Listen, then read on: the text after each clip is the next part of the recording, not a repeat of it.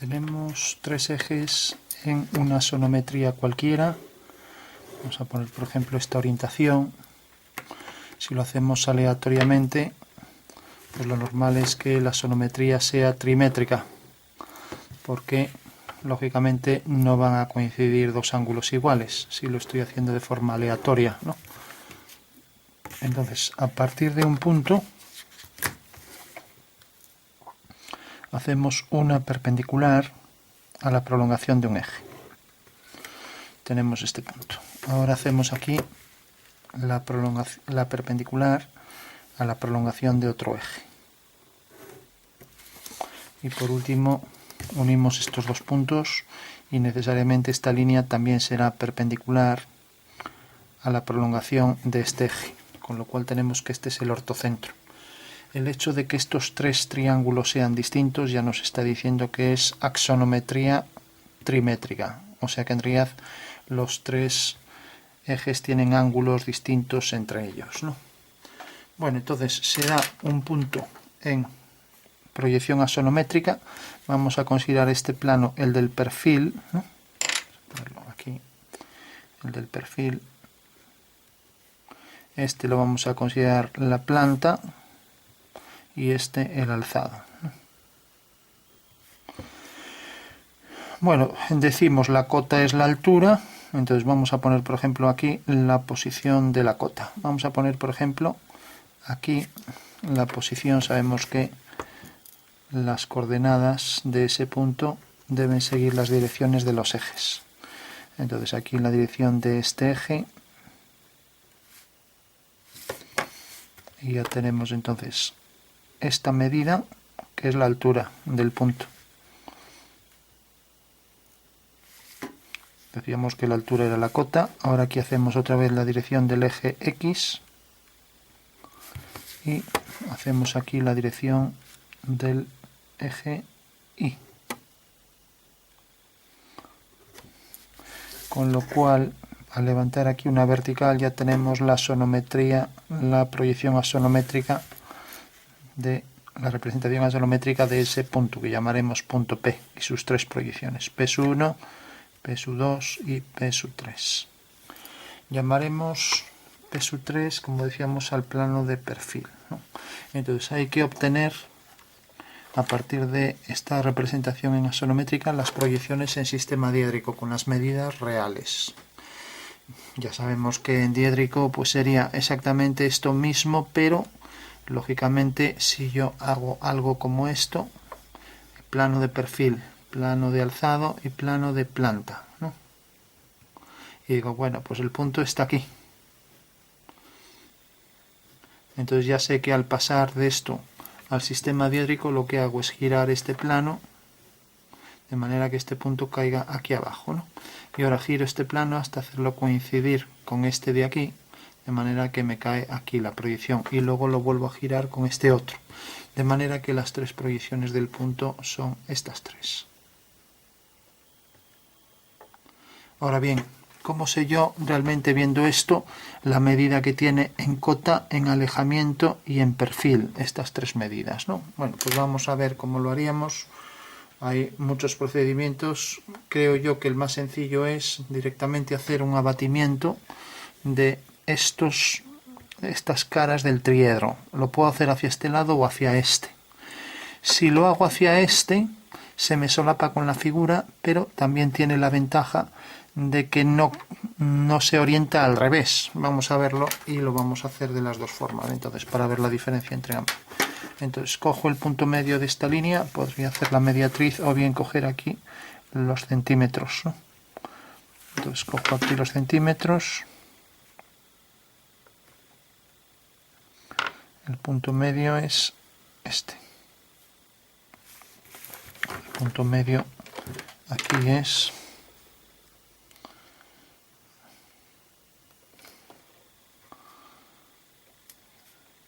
este, y aquí el punto medio es este. Bueno, y ahora en el punto medio hago con el compás las semicircunferencias cuyos diámetros son los lados de ese triángulo fundamental. Entonces tengo aquí el primer triángulo, tengo aquí el siguiente,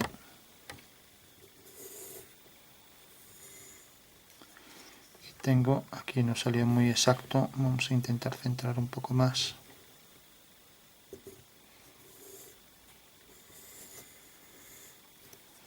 Y tengo aquí el último.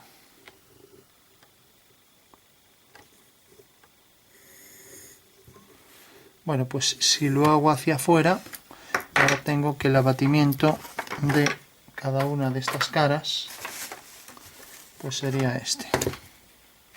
Hacerlo en otro color. O sea, tenemos la primera cara abatida, que es esta, la cara de esa pirámide. La siguiente está en la intersección siempre de esta línea con la semicircunferencia,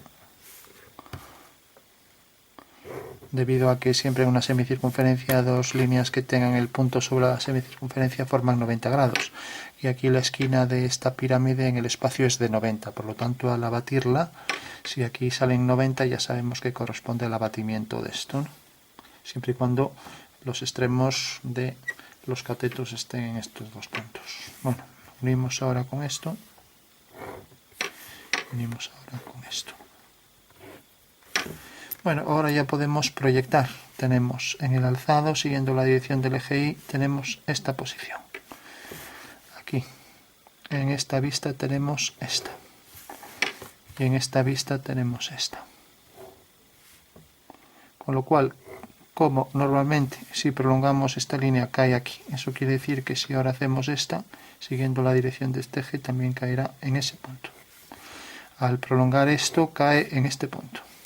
Y ahora tenemos esta cara. Entonces, como es fácil equivocarse con tanta línea, aunque solo sea un punto, yo propongo que se haga, en vez de pensar en puntos y en líneas, pensar en formas volumétricas, ¿no? Entonces, estaba saliendo fuera.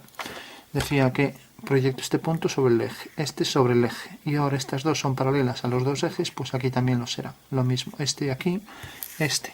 Está sobre este eje, al abatirlo es este eje, por tanto este punto se proyecta sobre este eje aquí, y por lo tanto esta cara aquí en romboide vendrá por aquí, y como estas son paralelas a los dos ejes, esta y esta, pues aquí también lo serán.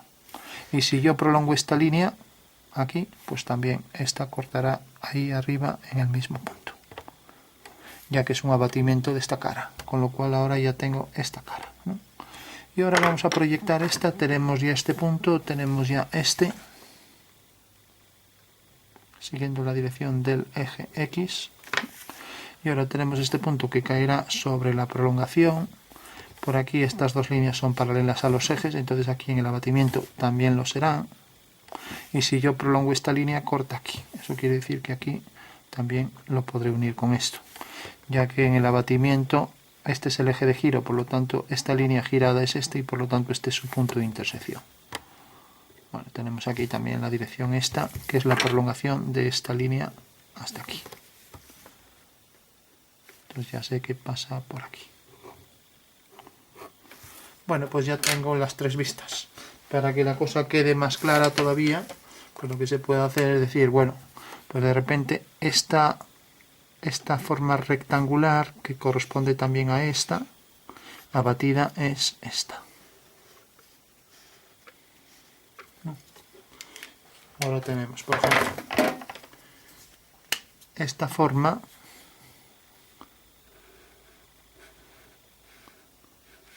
abatida es esta.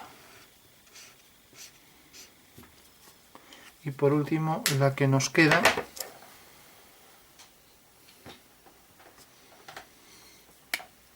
esta forma abatida,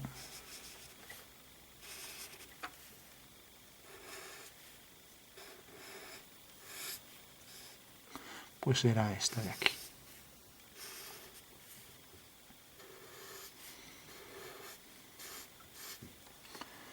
Bueno, y si tenemos esto, lo podemos recortar y ver que efectivamente al recortar este triángulo y girarlo hacia aquí, visto desde arriba, esto se proyecta según esto, ¿no? Vamos a marcar ahí bien, como esto ya no se ve muy bien, tenemos aquí el punto y sus proyecciones.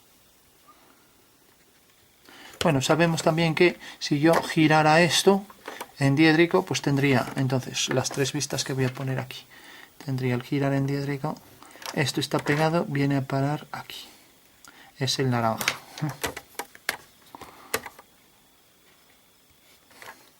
Y aquí además lo tenemos ya en verdadera medida. O sea que en realidad este punto viene a estar, esta proyección viene a estar aquí, y esta es la anchura, es esta. Luego tenemos el cuadrilátero azul, y por último tenemos al girar esto aquí el amarillo. O sea que estas serían las representaciones en planta, alzado y perfil. Ponemos PES1, PES2 y PES3. De manera que ahora el rectángulo amarillo es este. Y el rectángulo azul pues es este. Entonces, ¿cómo paso a diédrico a escala? Pero esto está más pequeño. Bueno, pues lo único que tengo que hacer es venir y coger estas medidas tal cual. Entonces marco aquí la posición de la línea de tierra y ahora cojo las medidas. Entonces esta medida, por ejemplo, mide 1 centímetro con 1, ya la coloco aquí, 1 con 1. Entonces tenemos escala natural, ¿no? Ahora la altura mide 2,1, ya lo pongo aquí, 2,1. O sea que ya sé que el perfil es este, PES3, ¿no? Ahora, por ejemplo, tengo esta medida, corresponde a esta, ya que en realidad nos imaginamos al abrir esto, pues de repente esta forma que venía por aquí, lo estoy abriendo un poco, el azul viene por aquí, luego el amarillo va a venir por aquí, ¿no? Entonces tenemos aquí un plano, aquí el otro, y ahora el tercer plano pues nos va a dar aquí la representación esta, lo que pasa que como decíamos está al revés, entonces va a ser aquí está pegado el amarillo, voy a ponerlo aquí pegado, y aquí va a estar el naranja, ¿no? O sea que al abrir este plano y ahora hacerlo coincidir con pasamos a tener esto, ¿no? Pues tendríamos aquí el amarillo, aquí el naranja, aquí el amarillo y ahí el azul, ¿no? Entonces decía, estos tres planos los abrimos y aquí tenemos las dimensiones reales. Entonces estábamos con la dimensión real, la anchura esta, bueno, la anchura esta realmente corresponde aquí a esta anchura, ¿no? Y ahora tenemos, esto mide 1,3. Bueno, realmente pues va a ser esta anchura, aquí por una cuestión de falta de precisión me salía 1,1, pero bueno, lógicamente es la misma anchura que aquí. Entonces hago un giro, entonces ya tengo aquí la dimensión, ya que esta medida pues es igual en el amarillo, que es esta, que en el naranja, que es esta, ¿no? Entonces ya tengo esa medida y por último tengo aquí esta anchura que corresponde a esta y corresponde a esta. O sea que sería 2,1. O sea que esto sería aquí 2,1.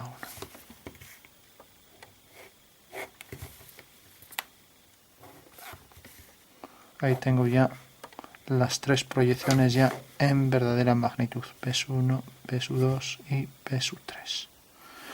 Y si quiero saber a cuáles corresponden en color, a las de arriba, pues es igual que esto, amarillo, naranja y azul, ¿no?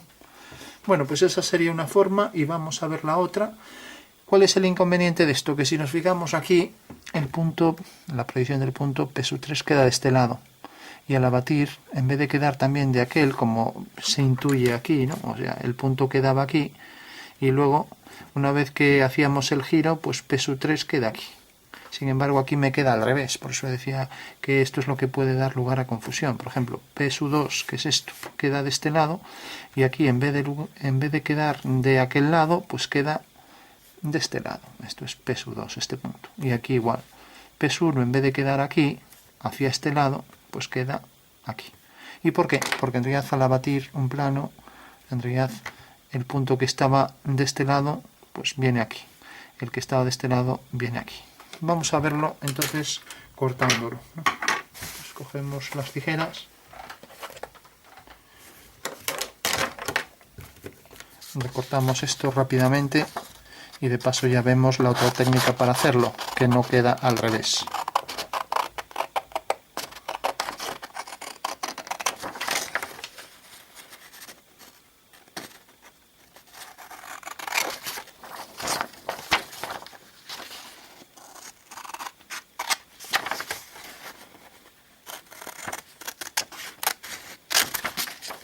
Tenemos ahí el triángulo fundamental, que es este triángulo, que es en realidad la intersección de ese triedro, trirectángulo o esquina del cubo, con el plano del cuadro, que es el plano del papel, ¿no?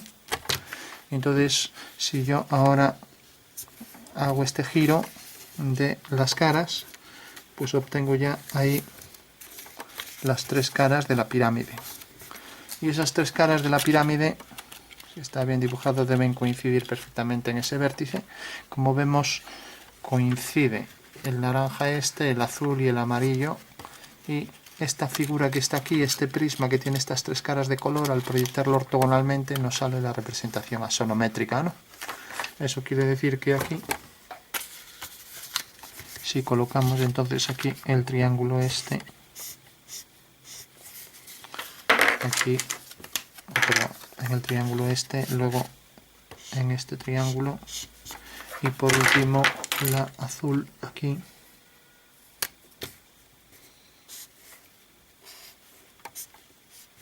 bueno, ahí tenemos las tres figuras, ¿no?, que al hacer el abatimiento pues caen aquí. Entonces si lo desabatimos, viene aquí y viene aquí. Entonces es la esquina del cubo donde está colocado el objeto, en este caso un punto, que es el vértice de este prisma, ¿no? Entonces la forma de obtener las medidas reales de esto, ya que necesariamente estas medidas se reducen al proyectar ahí abajo sobre el plano del cuadro, que es este. Entonces una forma de hacerlo es abatir estas caras, ¿no? Entonces al abatir ya sé que realmente la medida esta es esta, ¿no? Y aquí la tengo ya en verdadera medida. Bueno, otra forma de hacerlo, que ya no sale al revés, sería, en vez de girarlo hacia este lado, que como vemos queda al revés por esto, porque este punto, por ejemplo, viene a parar aquí. O sea, aquí está en una esquina, aquí en la contraria, ¿no? Bueno, una forma de que no quedara al revés sería hacer esto.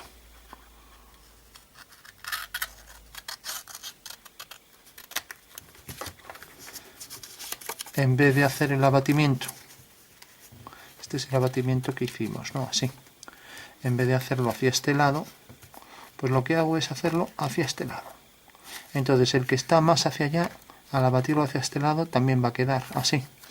Pero como se me solapa, y sería un follón estar con figuras solapadas, ¿no?, entonces lo que hago es, una vez que hago este giro, una vez que hago el giro, desplazo esto. El giro solo lo hago para saber esta línea y esta, qué ángulo van a tener. Y aquí me lo da, ¿no? El ángulo que van a tener pues es esta línea y esta, ¿no? Por supuesto sobre este vértice. Entonces en el momento en que ya sé la dirección de estas dos líneas, lo único que tengo que hacer es desplazar esto y esas dos líneas vienen a parar aquí. Con lo cual aquí la figura ya va a quedar con el abatimiento y con el orden real, ¿no? Entonces vamos a ver la diferencia entre este abatimiento y el que digo ahora, ¿no? Entonces hacemos la figura, la colocamos tal y como la teníamos, así, para que quede más claro, y ya no lo vamos a hacer a regla para no perder más tiempo. Entonces tenemos aquí un eje, el otro eje y el otro eje. Tenemos la proyección de un punto, tenemos la proyección aquí de otro punto y aquí la tercera proyección del punto, ¿no? Prolongamos las líneas del sistema axonométrico, sea el que sea. Cogemos un punto, hacemos la ortogonal a la prolongación del eje, corta aquí. Por este punto hacemos la otra ortogonal a la prolongación del eje, corta aquí. Y por estos dos puntos hacemos una línea y será también perpendicular a la prolongación del eje. Bueno, por último, cogemos el punto medio de este segmento, hacemos la semicircunferencia. Esta semicircunferencia corta esta línea en este punto, unimos este punto con este. Ahora lo hemos abatido hacia aquí para que se vea que es exactamente lo mismo, pero ahora lo abatimos hacia este lado. Entonces la circunferencia, en vez de hacerla de este lado, pues la completamos hacia adentro. O sea que la circunferencia la haríamos por aquí. Con lo cual este punto, en vez de tenerlo aquí, estamos ahora haciendo el abatimiento así, hacia aquí. Y este punto que cortaba en el eje, aquí también ahora corta en el eje. Por tanto, la orientación de estos dos ejes aquí que quedan según esta orientación en el abatimiento, ahora aquí quedan según esta orientación. Unir este punto con este, lo vamos a marcar en otro color, este punto de intersección con este y este punto con este. Por supuesto, como esto tiene 90 grados en el espacio, al hacer el giro también lo tiene. Y ahora desplazamos esto, o lo que es lo mismo. Cogemos por este punto, aprovechamos ya este punto de intersección del eje con la ortogonal, hacemos esa dirección y hacemos esta otra. Con lo cual ahora ya puedo proyectar este punto, puedo proyectar este y ya tengo ahí la vista que teníamos aquí. Que la vista era esta. Teníamos colocado así. Entonces de repente el naranja que teníamos aquí era este. Una vez que hice el abatimiento, en vez de hacerlo hacia este lado, lo hice hacia este, me quedaron aquí los dos ejes. Y entonces a partir de este punto, que es el eje Y, pues coloco la dirección de esos ejes. Y entonces ahora esto prolongo según la dirección del eje Y. También este punto prolongo según la dirección del eje Y, corta aquí. Y como esta línea es paralela a este eje, aquí también esta será paralela a este eje. Y por este punto una paralela a este eje, pues entonces aquí también esta será paralela a ese eje. Por tanto, el rectángulo me cae aquí. Y por oposición al sistema anterior, aquí de repente el punto proyección P3, al hacer el abatimiento, pues como vemos aquí quedaba uno de este lado y otro de este, casi como simétrico. No son simétricos porque esto en realidad es lo mismo que esto invertido, pero este es un plano inclinado, ¿no? Entonces ahí sí que coinciden. Pero realmente este es el plano inclinado y esto realmente es una figura que coinciden las dos bajo una proyección ortogonal y bajo ese punto de vista, ¿no?